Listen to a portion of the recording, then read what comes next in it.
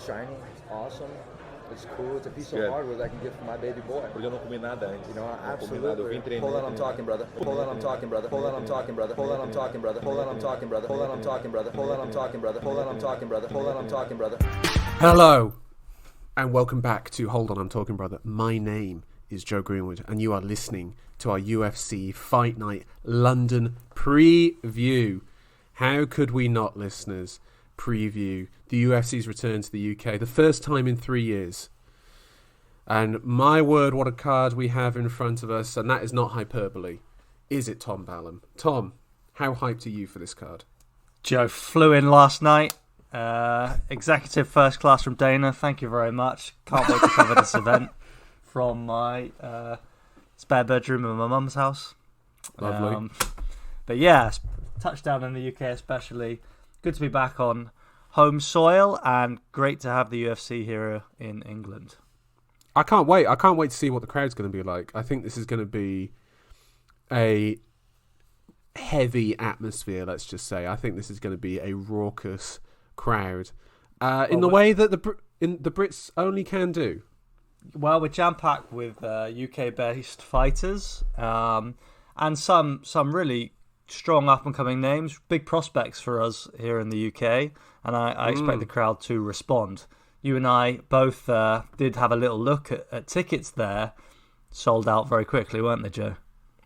They were indeed, yes. I had a look at maybe getting tickets on the secondary market that were up in the nosebleeds, going for about £700. So this is something that the crowd are desperate for. And listen, not to big us up too much in the UK, not to get that Rule Britannia spirit into us, but in terms of fight crowds, there is nothing like the UK, let me tell you. How many... Listen, let's break it down. Let's talk about boxing just quickly. UK boxing crowds are insane at the moment.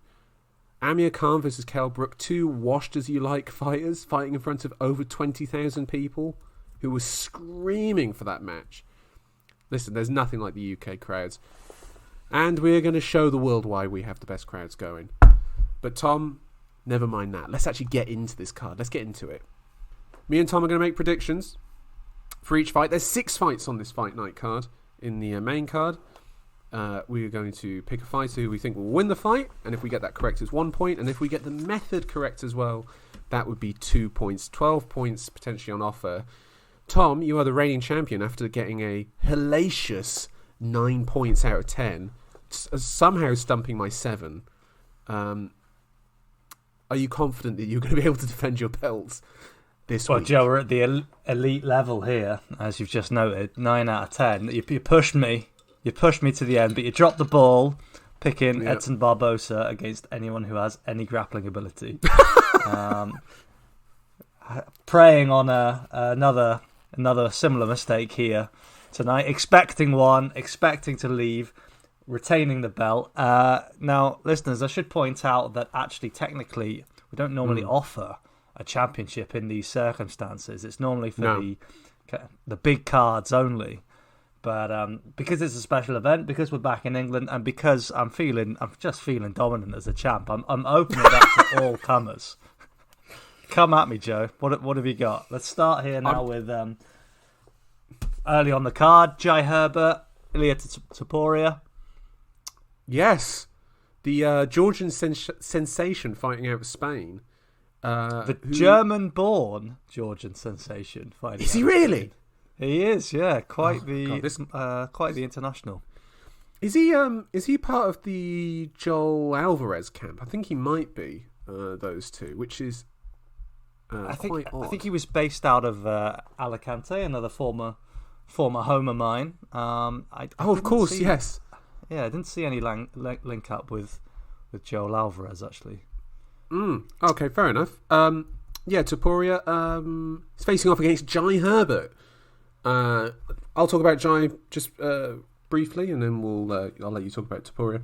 Jai Herbert, probably most famous for his loss to Trinaldo, in which Dan Hardy managed to get into an argument with Herb Dean. I'm sure everyone knows that moment. If you don't, go to YouTube and treat yourself. But Jai Herbert, for the lightweight division, is quite the anomaly. 6'1". Not quite James Vick. not quite James Vick, 6'4". R.I.P. James. R.I.P. indeed. But Jai Herbert fights to that. He fights to his 6'1" frame. He's got a long, rangy striker. Likes to work off the outside normally, control that distance from the outside, and basically stop people from coming in and getting the takedown from there. The issue that Jai Herbert has as a fighter in general is that he has quite low output. You know, if your output strikes are about 3 per minute, if you're landing about 3 per minute, that's, you know, pretty low. Whatever. I think Jai Herbert's landing at 2.4 per minute. It's very low output, but he doesn't get hit much. That's the thing. He's hard to hit, but he doesn't throw out much. He's a very measured fighter.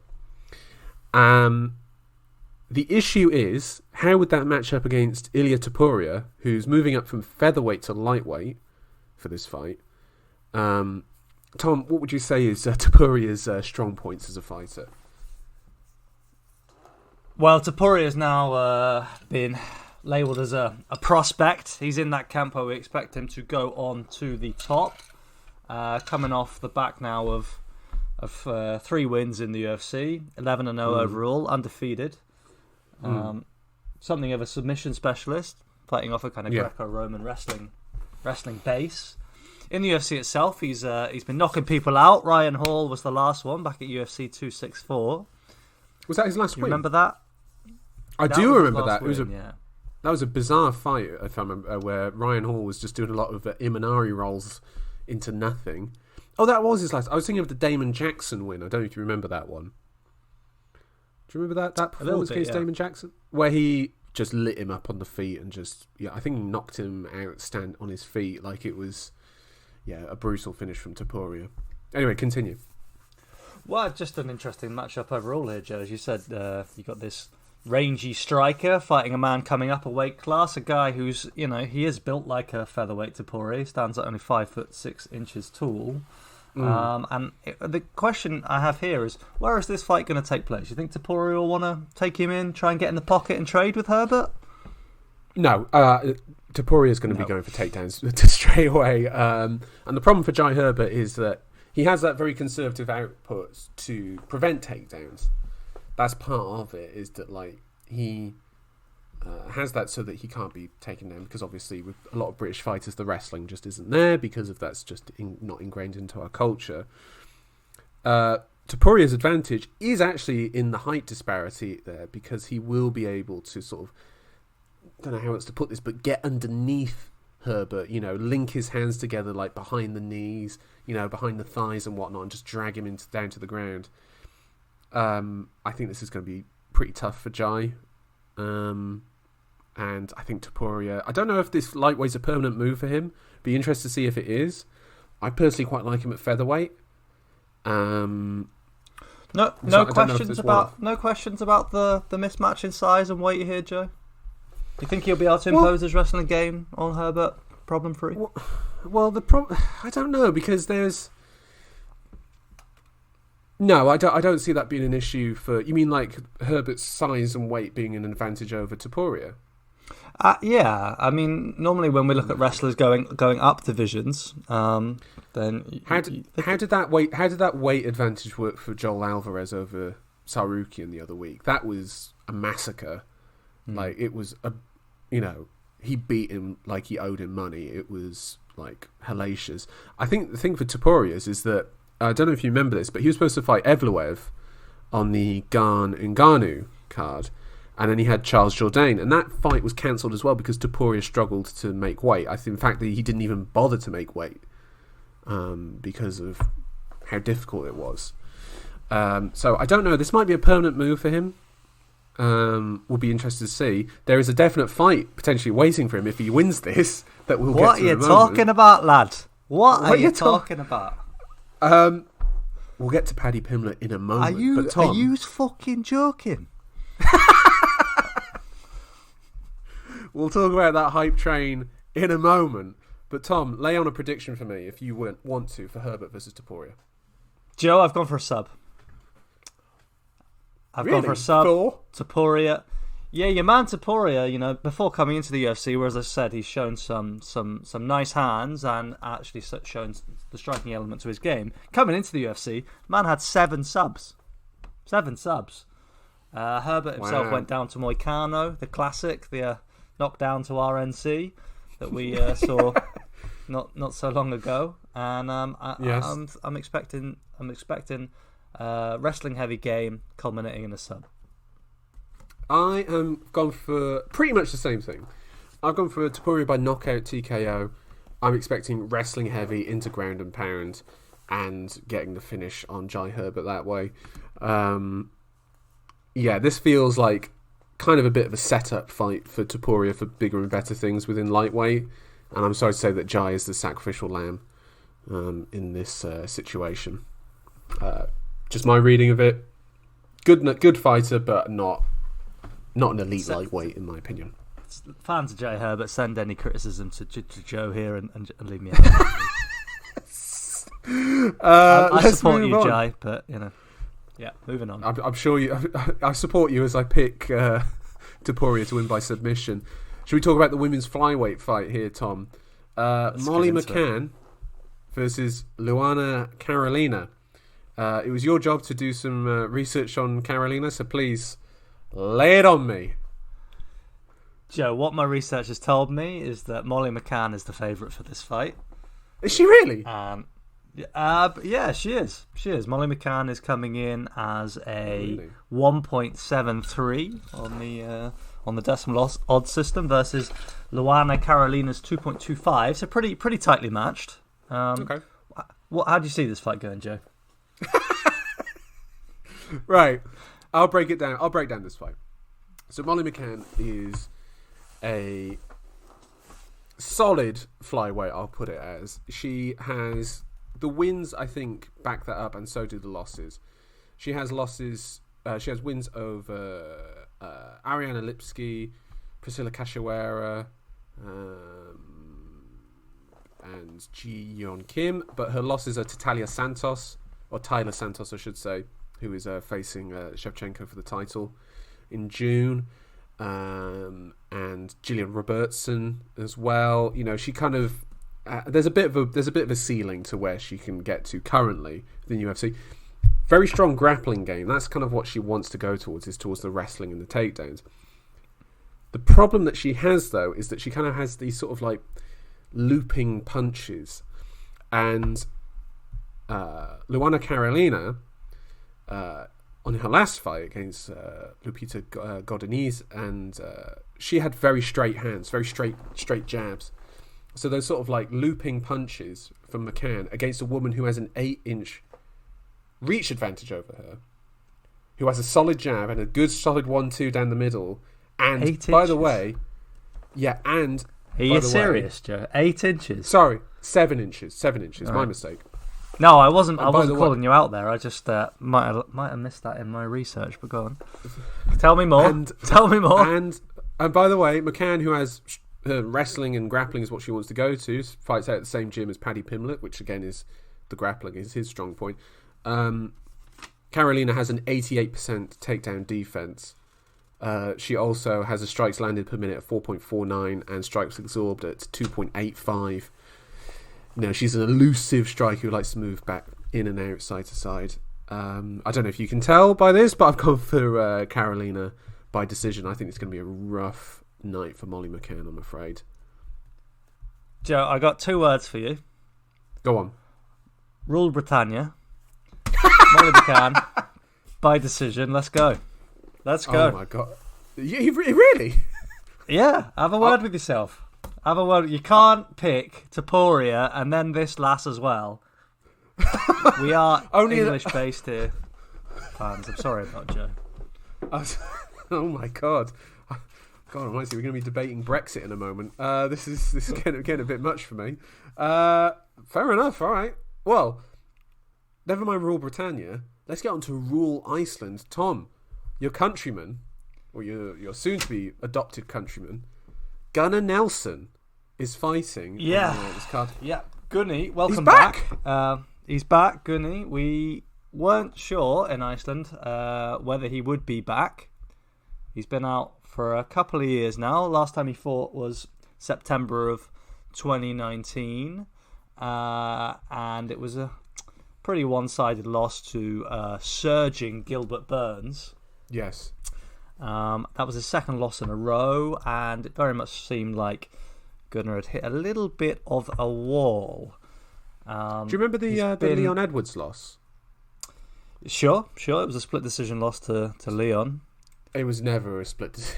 I don't know how anyone gave anything to. I don't know how anyone gave that to Gunnar Nelson. If I remember correctly, I gave all 3 rounds to Leon Edwards, who even dropped Gunnar Nelson in that fight. The thing that was concerning there is that Leon, he did manhandle Gunnar in the grappling department, and yes, and that was a real concern because that is Gunnar's base. Yes. So that was a concerning loss for Gunnar. Now, of course, at the time, Edwards was just another welterweight. He's since gone on to establish himself as at the top of the divisions, as has Burns. And perhaps in hindsight, Gunnar's losses haven't been so bad, but he does have 5 of them in the UFC, winning 8 fights, losing 5. It's not a bad record. Not a bad record.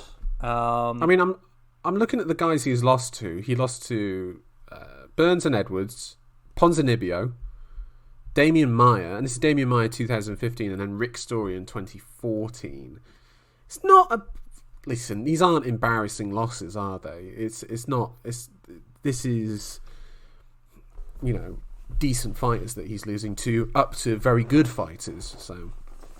Yeah, they've certainly stood the test of time, and actually one can kind of reevaluate them in hindsight now, given what some of these guys have gone on to do. Gunnar has signed a new contract.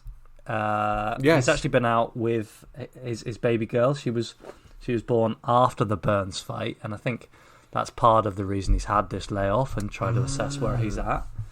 Yeah, so it's not as clear cut as he's lost his passion for the sport, or he can't take the punishment anymore. They've given him a bit of a layup here, I think, Joe, with Sato. Yes. Yeah, it definitely has that. Sato's sense to it. Sato's in a tricky situation here, which is Sato actually on the feet is actually fairly similar to Gunnar Nelson, not to the extreme that Nelson is with his karate stance, but he does. Yeah, he does have a sort of karate stance as well. He's very hittable though, and I think the most damning part of Sato's record is the amount of losses that he has to submissions. Actually, 3 of his 4 losses are submission losses, including an arm triangle to Miguel Baeza, who is not predominantly a grappler. I'm going to lay it out there. Gunnar Nelson by submission for me is the pick, and is, to be honest, the only pick that you can make for this. Athram Eastland. I've gone for a submission for Gunnar Nelson also.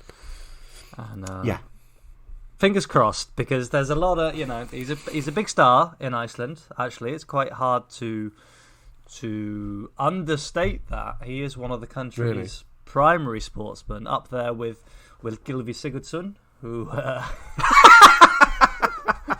are we allowed to talk about him anymore? Or? Well, yes. I think he was eventually named in some police inquiries of a concerning nature. So, for fuck's sake, lot riding here on Gunnar. No, shouldn't laugh. No. Shouldn't laugh at that. No, not at all. But yeah, I'm trying to. Who are the other famous Icelandic? You got your man from World's Strongest Man. That's big in Iceland. Hafthor. Yep. Yeah. Absolutely. Shout out to everyone else who watched that as a kid. I don't know. Did you ever watch that when you were growing up, World's Strongest Man? Absolutely. My man. Cracking bit of telly around Christmas. Yeah, Gunnar Nelson by submission's the only pick here, isn't it? It's the, stick the mortgage on it, basically. That's how confident I would be. Yeah. Yes. Very excited anyway to see him back, and I'm glad they've given him this kind of fight. Joe. I couldn't take a beat down. No, No, if he was facing I don't know, Neil. Well, he's fought Neil Magny, hasn't he? That was about to be a bad pick, but I don't know. Even I don't know who's someone in that welterweight division that I don't want him to go near. No, he hasn't fought Neil Magny. Yeah, Chimaev. Jesus Christ, I think Chimaev's blown past him solidly. I think it'd be interesting. Do you know what it is? I just want Gunnar Nelson to fight regularly if he wants to. And because he's an interesting character to watch within the cage, he's that unique sort of approach that he has to it. It's nice to have him back. Right.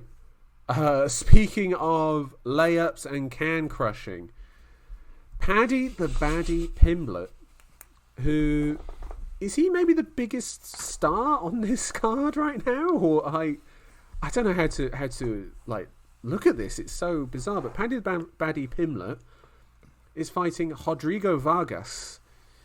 Tom, let me ask you just straight up, simple question. Are you on the Paddy Pimblett hype train? I am not on the hype train, Joe. I'm just here shaking my head when you say this is perhaps the biggest star on the card. The thing that was really standing out to me here, coming in, looking at this fight and the fight following, where we've got another young English fighter in Brendan Allen, a man who is 8-0 in the UFC. Let me just say that again. He's 8-0 in the UFC. Paddy, meanwhile, has fought once in the UFC. It was a crazy fight, but how that man could have more name recognition than Brendan Allen. There's no justice in the world, Joe. I am not on the train. What about you? Did you? No, I'm not on the train for a number of reasons that we will get into with this. Actually, I'll give you my main reason that I am not on this hype train is that I have actually seen Paddy Pimblett fighting in Cage Warriors. And listen, he became a champion very young age in Cage Warriors. I believe he was 23 years old.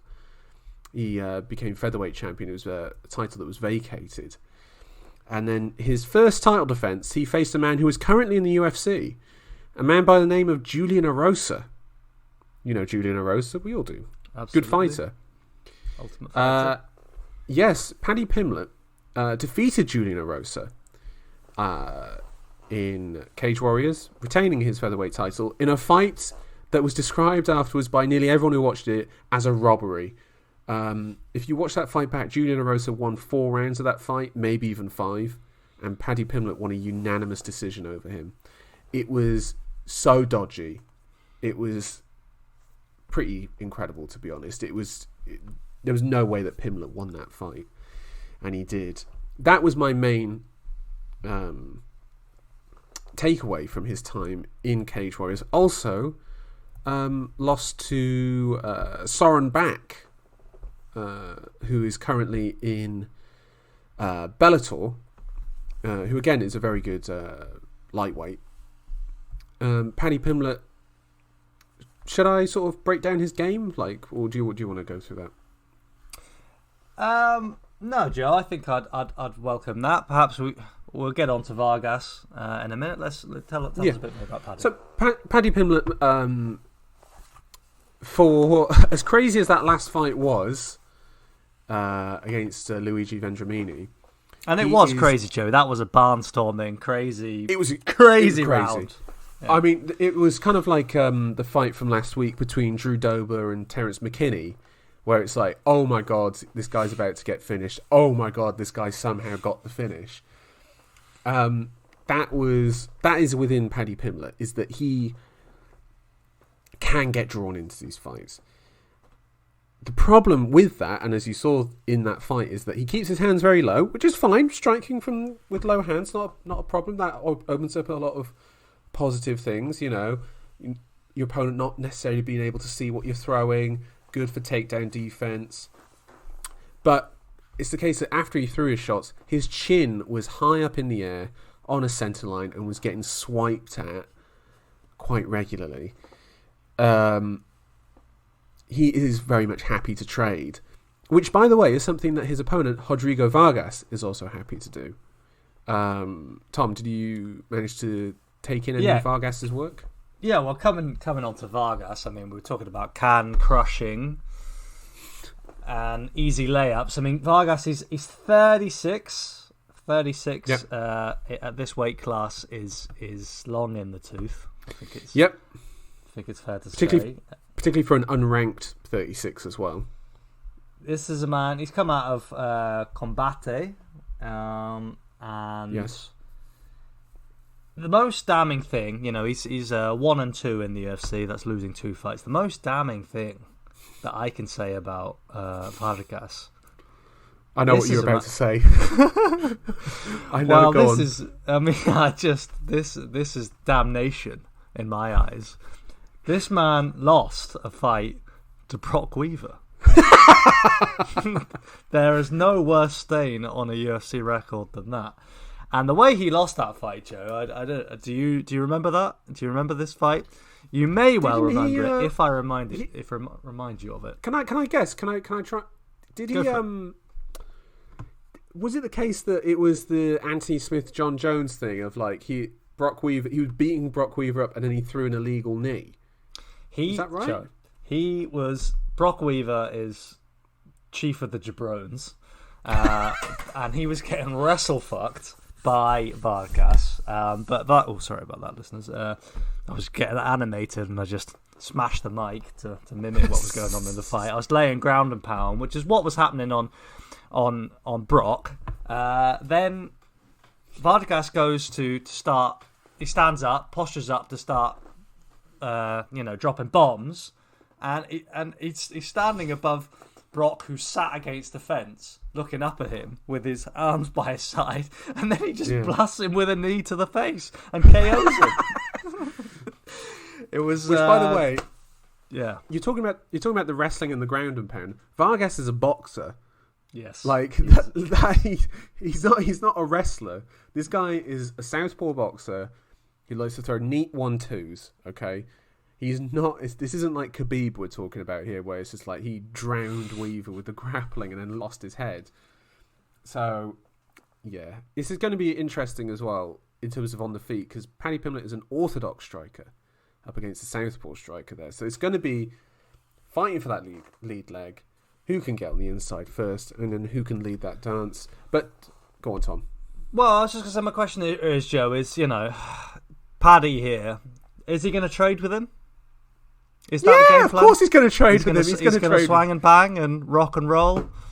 He's going to swang and bang. He's going to rock and roll. Like, he's going to feel the energy of that crowd, and he's going to swang and bang. All right, how do you see it going then, Joe? Paddy Pimblett by TKO knockout. That's what I'm going for. So, Vargas hasn't. You see, Vargas, he's not been knocked out. And as you say, the man has a pretty solid stance as a striker. I think he will be able to weather those storms. I think there's a good chance of that. And instead of getting KO'd, we'll go down to a decision loss. Wow. Paddy Pimblett by decision. Wow. That's almost a bit of a damnation, by the way, of picking the decision win there for Paddy. Well, that is me expressing skepticism about Paddy Pimblett in general. Of course, we had a little bit of beef between Paddy and Ilatopuria. What did you make of that? Well, Paddy had said some pretty crazy things about Georgians being under the foot of Russian domination because of their weakness, which was incredibly offensive to the Georgian people. Yeah, it's a horrible thing to say. Especially given the context now, it couldn't really be any worse after Georgia fought a war against Russia in 2008 in which people died, Paddy. People died in that war. Totally moronic comment. And let's make that fight after this. If Paddy does manage to keep his train stopped with coal and it's still running, let's put the Topuria roadblock there and shut this down. Yeah, I'd be down with that sort of thing. I also am going to be interested to see how is Pimblett going to be displayed tonight by the UFC. And by that, do you remember when Conor fought Max Holloway? Yes. In the UFC. I think it was his second fight. It was his second fight in the UFC. And Max's first, I believe. Max's first or second. It was early for Max. I think he might have fought Poirier first, actually, Max, which is mad when you look at it. His record, but he was on the prelims and he got the main event walkout style of blacked out crowd, his music blaring, with the full big walkout. And Paddy Pimblett, I don't know if you know this about his time in Cage Warriors, had a very iconic walkout for Cage Warriors that was very well choreographed, I must say. Set to Basement Jack's Where's Your Head At? And I'm wondering, are they going to give him the same treatment and make him look like a big time star in the UFC? And if they do that, you can forget that Topuria fight, let me tell you. That is not going to happen. No, maybe they will shield him from that. I mean, look, I love a story. I like momentum. I like the UFC getting behind people, and I don't see much more to come from Vargas. I won't be upset if Paddy comes through this with another highlight. So let's see about that. And also, Paddy Pimblett being successful and winning these fights is good for me as well, because if there's normal people, quote normal people, start talking up, oh, Paddy Pimblett, he's going to be a next UFC champion, I'm thinking I can make some money off these people. Get some good odds out there, yeah. Well, yeah. Paddy is the strongest favourite on this card, 1.18. I think that's fine, to be fair. I actually kind of agree with that, to be honest. Just to be clear there, for your £1, £1, $1, you will receive 18 cents, 18 pennies back if you pick Paddy and he wins. Not bad. Let's move on. Brendan Allen versus Dan Hooker. Arnold proper Allen. Fighters. Yes. It'd be good if you got the name correct. Joe, this is what I'm talking about right here. Arnold Allen, my man. He's got 8 wins in the UFC, and I can't even say his name. That's how little hype, little coverage this guy has got. Tell us about I know. Brendan Allen. Tell us about Arnold Allen, Joe. Arnold Allen. As Tom says, 8 fights in the UFC. I think me and you can both acknowledge what Arnold Allen's big downfall is in the UFC, though, is 1 fight a year, pretty much. He had... I'll just run through his fights, by the way. So, here are the people that he's beaten. Mccann Americani, Mads Burnell, who is now currently towards the top of the featherweight division in Bellator, Jordan Rinaldi, Gilbert Melendez, Nick Lentz, and Sadiq Youssef. Problem is that these fights took place in 2017, 2018, 2 in 2019, 1 in 2020, 1 in 2021. Arnold Allen is just not active enough to get his name out there, out to the sort of, quote, casual fan. But let me tell you, if there is a man for the casual fan, it is Dan the Hangman Hooker, who is moving down from lightweight. Started at featherweight, moves up to lightweight, comes back down to featherweight to face Arnold Allen. Did you see what Dan Hooker said about this fight this week? I didn't, Joe. He said, if I win this fight, that means I'm on the 9-fight win streak. I take his win streak, and it's mine now. That is brilliant from Hooker. Well, they're the words of a man. Words of a man who is got the polar opposite record: 21-11, 11-7 in the UFC. Lost 3 of his last 4 fights. So what are you supposed to say when those are the stats in front of you? When those are the facts? Okay, let's talk about. We'll get to some style matchups. We'll get to some statistics and whatnot. Can I run through the losses of Dan Hooker within the UFC? So he's lost to... when he was at featherweight, he went 1 win... He traded wins and losses. Losses were to Maximo Blanco, Yair Rodriguez, and Jason Knight. Moves up to lightweight, which includes a 4-fight win streak, includes a win over Gilbert Burns. Then lost to Edson Barbosa, which was about as close as you can get to a murder within the cage. Fatality, yeah. Yeah. Beats James Vick, Ally Quinta, and Paul Felder in a very close split decision. Then losses to Michael Chandler, Dustin Poirier, and Islam Makhachev. Win over Nasrat Haqparast in there as well. There is a clear line of quality in the guys that he's lost to recently. And it's dependent to me on how highly do you think of Arnold Allen. Is he in that sort of Chandler Poirier quality? Do you think? Well, do you think this guy's a featherweight contender? I think absolutely. If you're 17-1 and 8-0 in the UFC, you should be a contender. The thing that's really crazy here, it's really, really crazy, is that you just look at the guys that Hooker has fought, the name recognition on those guys, the guys he's lost to. We're talking about a future champ, let's be honest, very likely, Islam Makhachev, last time out. KO'd by Chandler on his debut. Chandler, a man who fought for the belt directly off that fight. Former Bellator champion as well. Poirier. Poirier, who at that time was kind of the champion in waiting.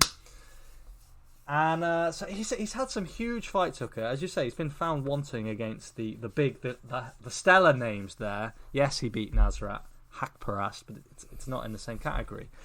Brendan Allen, he doesn't have a single name like that on his record. Sadiq Youssef, he's another kind of niche fighter. He won last time out, last weekend.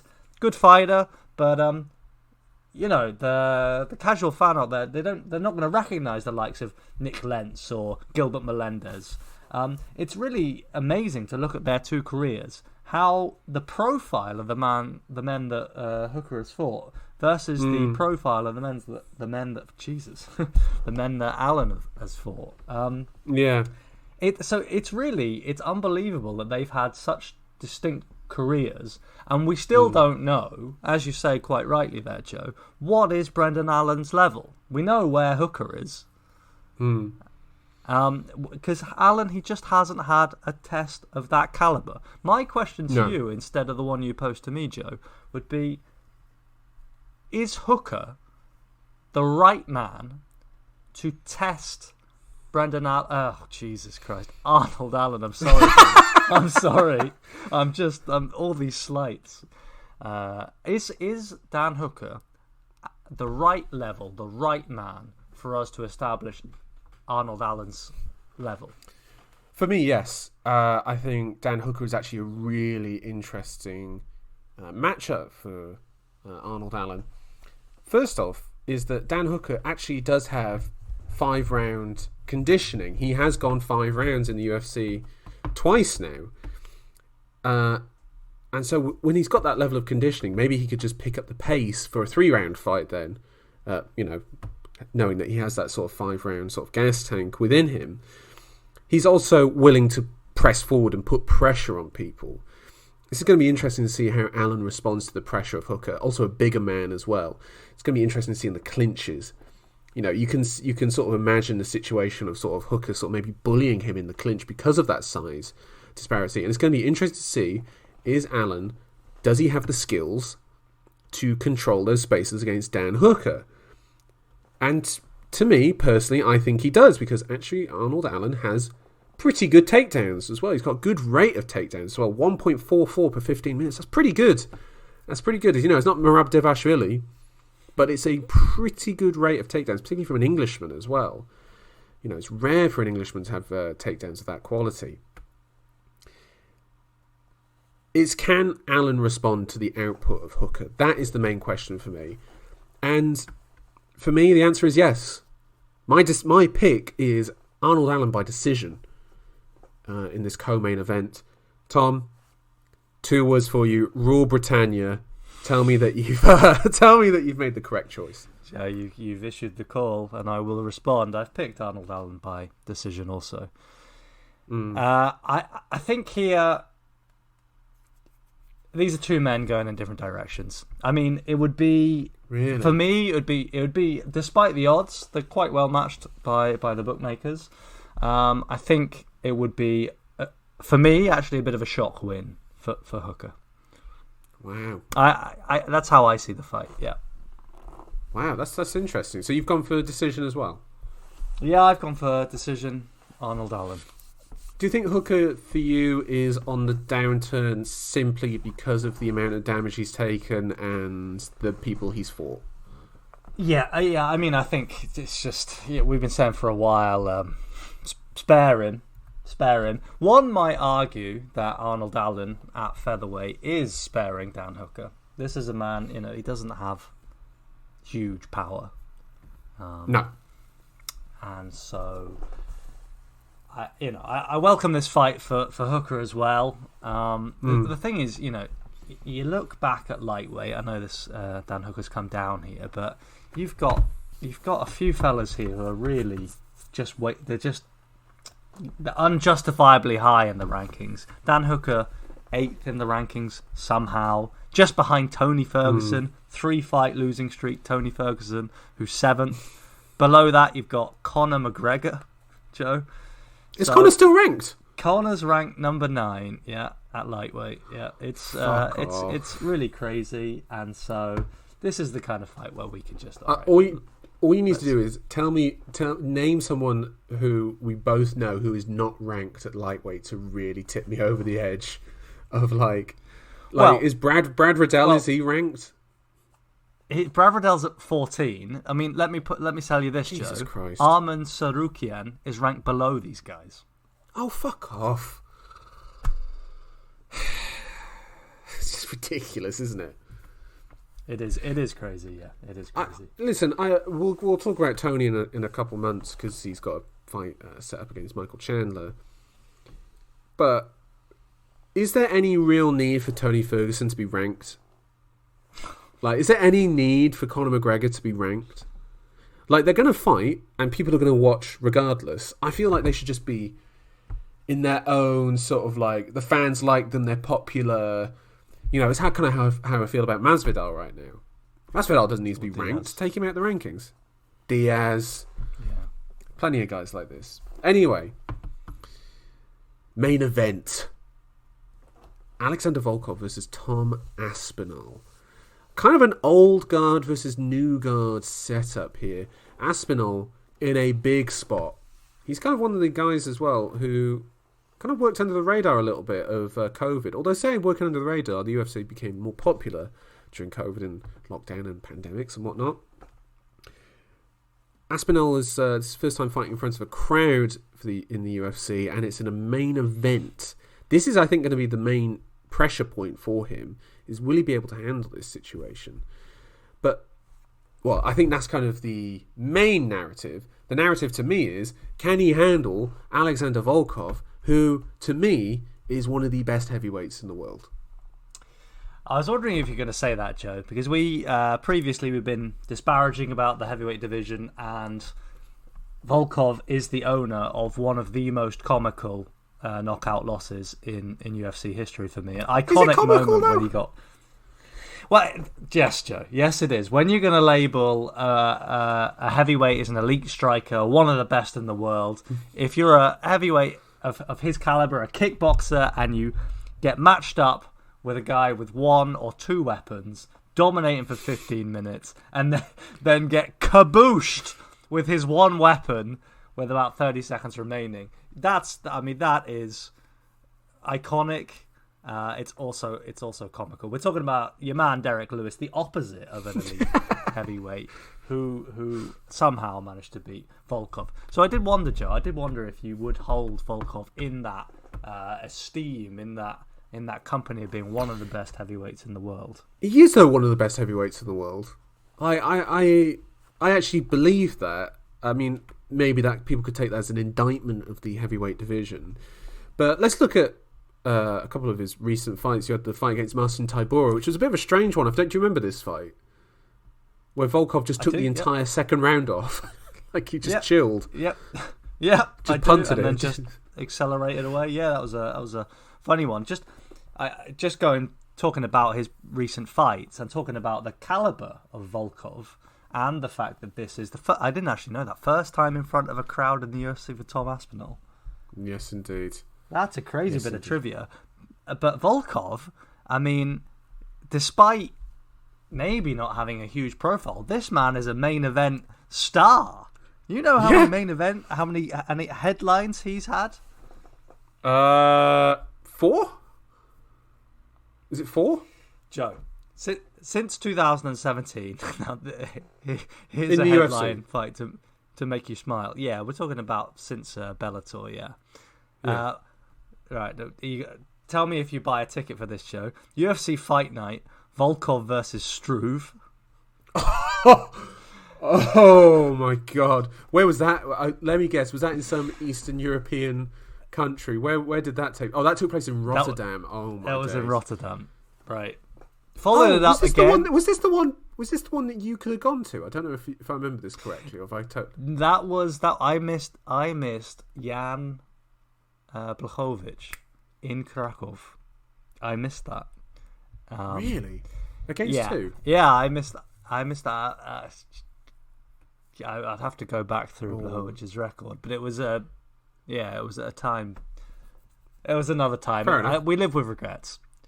But Volkov, he followed that up with another headline, another main event. This time against Verdum. Tell me, buy that one, Joe.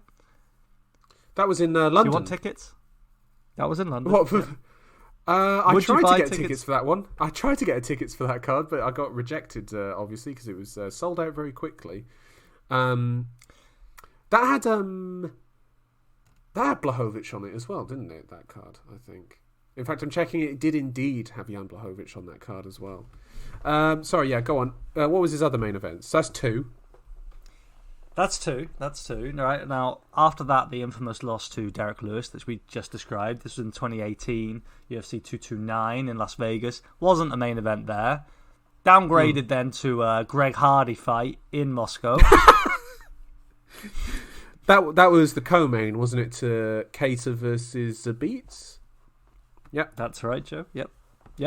Did the business there. No issues. Straight into another main event, all right? His stock's risen after that. This time he's fighting Curtis Blades. Buy or sell tickets for that one? No, I'll pass on that one, I'm afraid. I remember with that fight that Blades had taken him down for about three rounds, and in the fourth round he got knackered, and Volkov actually took him down in that fight. He actually got a takedown on Curtis Blades. Which is something. And he won the last 2 rounds of that fight quite convincingly. Which but went down to a decision loss against Blades. So, dropped out then in main event contention once more. This time, so we had Greg Hardy last time after the loss to Lewis. Think of a jabroni in the UFC in the heavyweight division. All right, we've gone to Walt Harris at that time. Yes. Yeah, there you go. Julie did the business on Walt Harris, finishing with a KO. So, back to the main event. This time it's Alistair Overeem.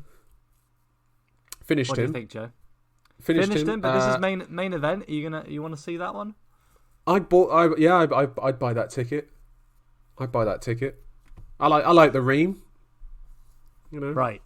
So he's still on his win streak. Then he goes to another main event. This time it's Cyril Gane. A fight that he lost, and I probably at that time, I think if it was in my back garden, I might close the curtains. It was one of those sorts of heavyweight fights. I don't even think I watched that fight. Did I? No, I did watch it. If I remember correctly, was this the one that Gane was criticised for his performance? Or was it the Rosenstruck one? No, it was this fight. Yeah, I mean, it was just a typical kind of point-scoring kickboxing matchup. It was quite a tactical fight, for if you are an aficionado of point fighting. Then he might have appreciated this one. Lost that one and then moved down to a fight with Tybura, which was on the undercard of Blachowicz Teixeira. Joe, there's a trend here, So there is a trend. Slightly higher than... So we've gone off of losses. You got matched up with Hardy. Then you got matched up with Walt Harris. This time he's matched up with Tybura. Julie does what's necessary, as you said. Took the second round off, but won the first and the third comfortably. And he's back again to a main event. This man is a star, Joe. He's a UFC star. Hold on, how many main events is this then? This is 6 main events for Alexander Volkov. That is insane, isn't it? Crazy. Wow.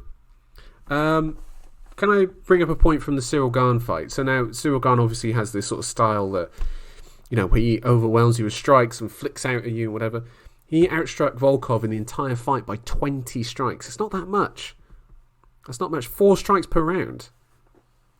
He's outstruck him by. That's not a lot, really, and that's against Cyril Gane, who's kind of like seen as the future of the heavyweight division, which is also kind of the tag that was given to Tom Aspinall, because he does indeed have a similar style to Cyril Gane, that sort of light in and out, sort of bobbing and weaving on his feet, side-to-side lateral movement. And that is something that Aspinall needs in this main event, which is space behind him. Space that he can retreat, let Volkov move into with his attacks, expend that energy, and then Aspinall can start moving him back.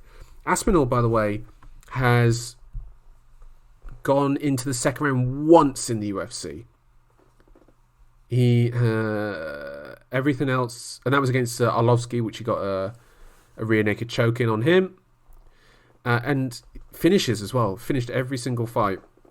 In fact, he has never gone the distance. I'm just checking now. He's never gone the distance, Tom Aspinall, and he's in a 5-round main event. Now, obviously, we don't know what his cardio is going to be like over 5 rounds, but I think we are going to potentially find out this weekend. Can he go the 5-round distance? I don't know. Is that the same feeling you're getting? Absolutely, Joe. I think you've summed it up pretty well there. I think what we're getting across here is there's a lot of hype behind Tom Aspinall, and he's looked very impressive against Arlovsky, against Spivak. But this is another level for him, and we're going to find out a lot about Tom Aspinall here. Yeah, it's going to be interesting. Also, Tom Aspinall, when I'm saying about this, he's light on his feet and quick hands for a heavyweight. He's got good takedowns as well, good submissions. He finished Arlovsky decisively on the ground. It got to the ground and he finished him very quickly from there. Can I lay my prediction out for you first? Or do you want to go first? Yeah. No, go for it, Joe. I think Aspinall will win the early parts of this fight, and then I think if he doesn't put Volkov away, he could be in trouble. And I can honestly envision this Volkov landing those front kicks to the stomach, draining away from his gas tank, being able to survive the blitz, and taking it into the later championship rounds. And to be honest, I was even thinking he could maybe even get a finish late on in this fight, similar to the Verdum one, which I think he finished him in the 3rd or the 4th. I'm laying out my prediction right now. Alexander Volkov by decision over Tom Aspinall. And Volkov, by the way, betting underdog. Get your money on that. I am telling you, get your money on that. Joe, you shocked me there. Really? You shocked me. Yeah, I had you here being seduced by the Tom Aspinall story, by the man we've seen in the UFC, who he's looked great. Tom Aspinall has looked absolutely fantastic. The Spiv, Joe, knocked out. Finished. He's got knocked the Spiv out, subbed Arlovsky, beat Bordeaux. Jake Collier. Cool. Yeah. Now, listen, this is perfect, Joe Greenwood jumps on the hype train material. And I think he will he'll look really good against Volkov. I just think the Volkov, who has that 5-round experience, has the 5-round cardio, has that sort of... he's got the height advantage over him as well. He's got those long kicks that he can start throwing in there, sort of keep Aspinall away. I've got to go with Volkov by decision. It's so plainly Volkov by decision for me. Listeners, let me tell you here. This is Joe. This is the real world. This is adulthood crashing down around young Joe Greenwood here.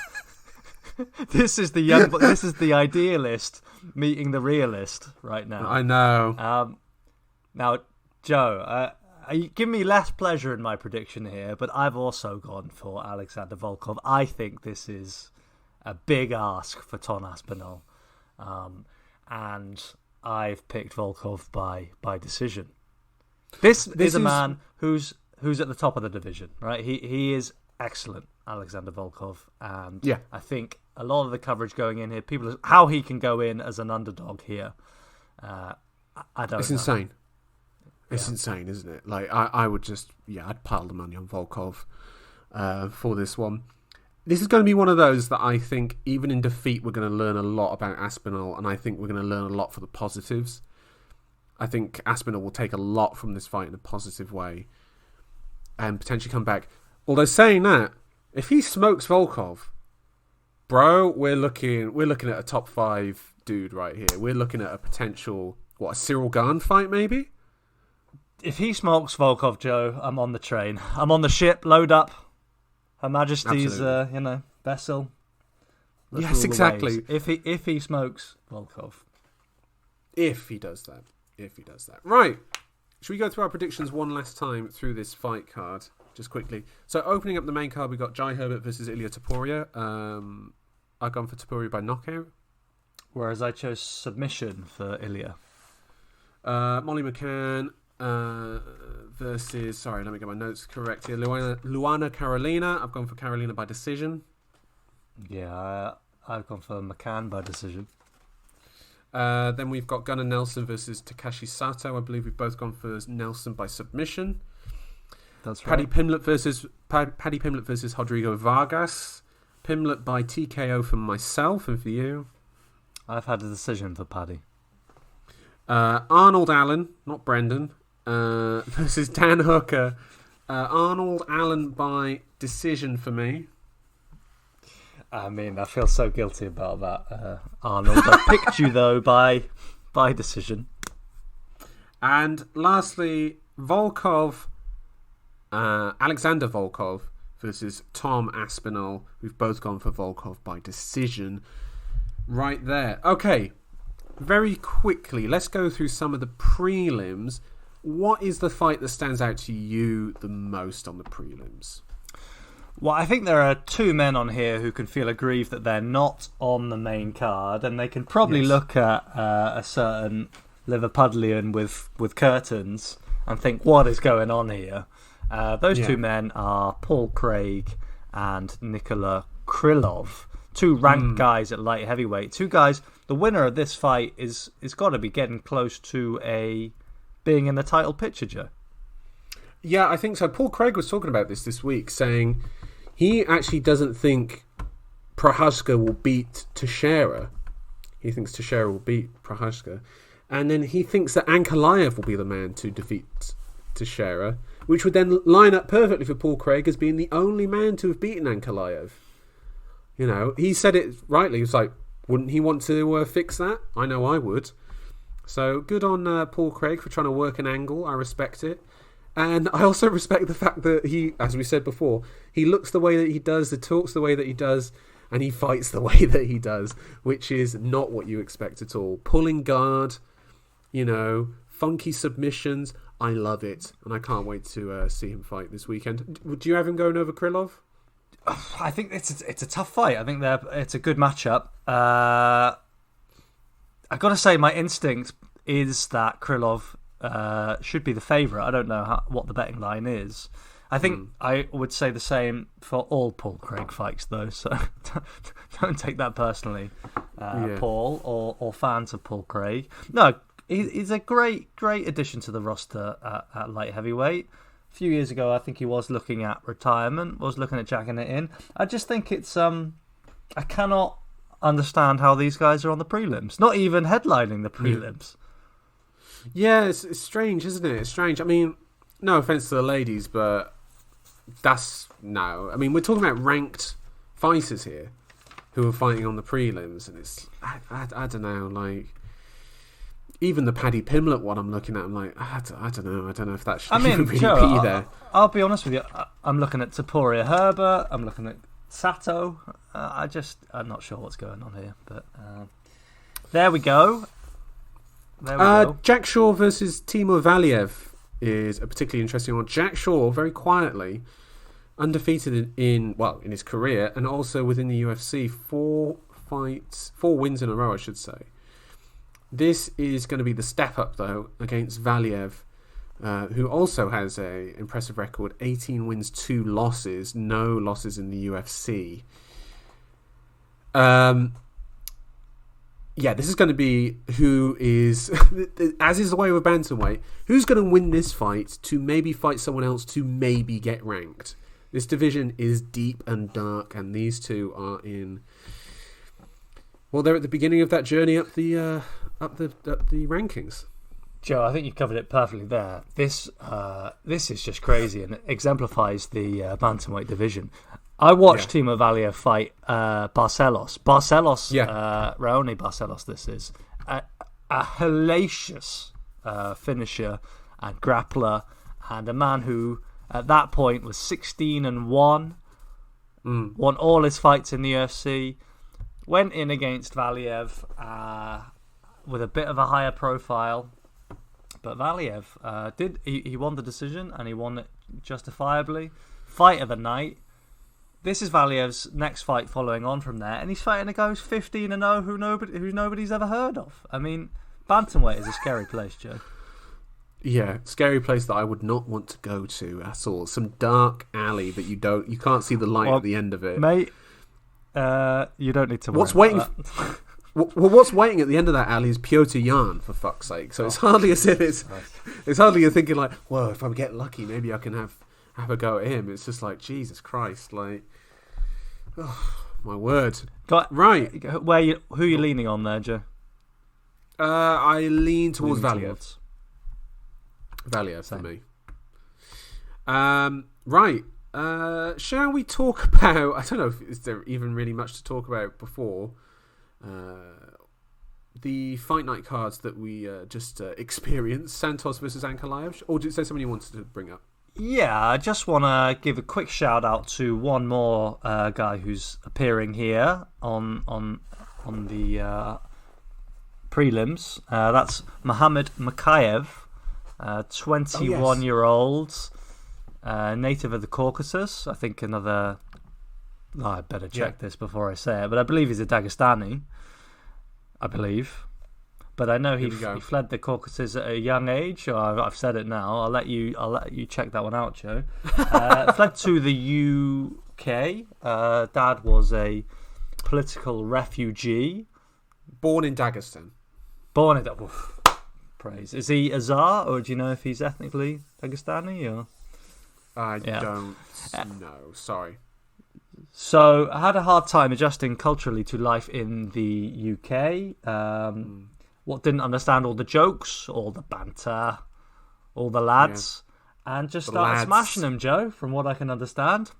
Started smashing them to the point where they put him in the gym, and since then the man has amassed an undefeated record, and he's looking to come in here into the UFC and get off to a win. So good luck to young Mohammed Makayev.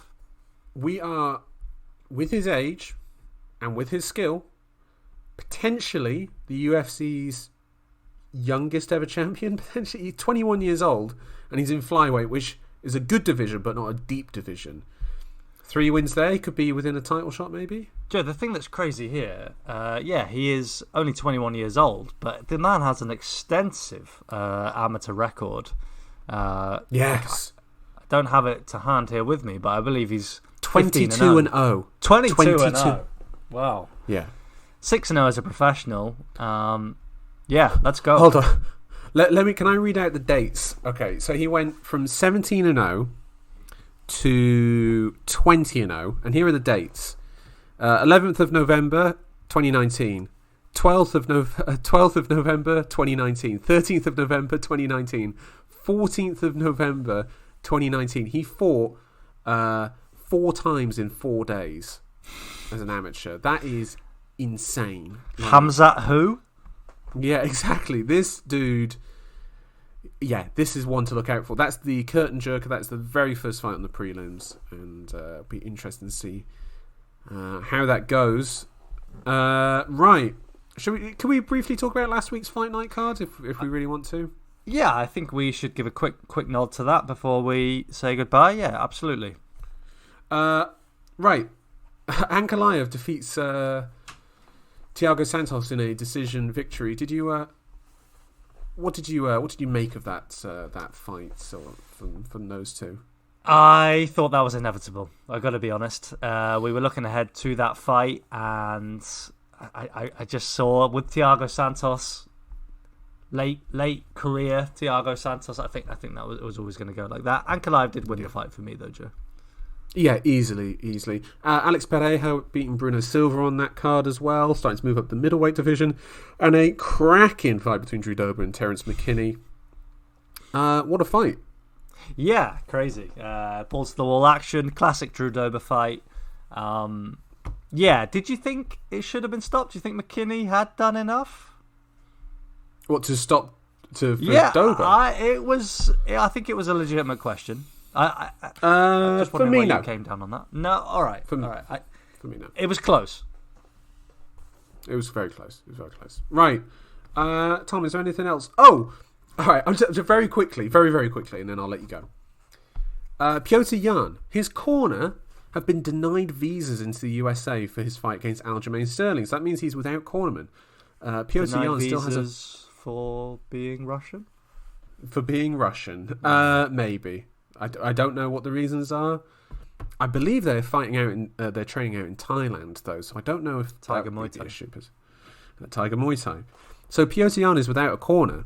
So some people have agreed to step in. Have you seen who have stepped in for him? Send me my tickets, Joe. Well, it's going to be you, Sugar Sean O'Malley, No. and Henry Cejudo. I don't know if I can handle that kind of company. Hold on, I'm talking brother into disrepute. Yeah, hell of a night out, those three. But but yeah, I don't know how legitimate it is, but we'll have to just wait and see. But yeah, he's currently without a corner. Are you telling me Henry Cejudo is proficient in Russian? I don't know. He's faced a lot of Russians, in the wrestling and whatnot. So maybe I don't know. It's just weird, isn't it? It's just a bit of a weird potential scenario that we could see. But anyway, what's the name of Mike Perry's girlfriend? Why don't we get her back out there? Right, Tom. Let's wrap it up. Listeners, thank you for joining us. UFC London this Saturday night. Cannot wait. I will be watching the whole thing. I cannot wait to be able to do that. Tom, are you going to be partaking on Saturday evening?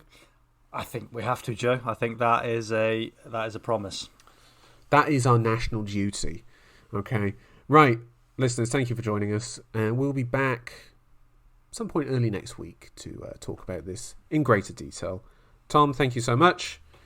And have a nice evening. Yeah, thanks, Joe. And tune in on Saturday, guys. Big card here in the UK. Yes, indeed.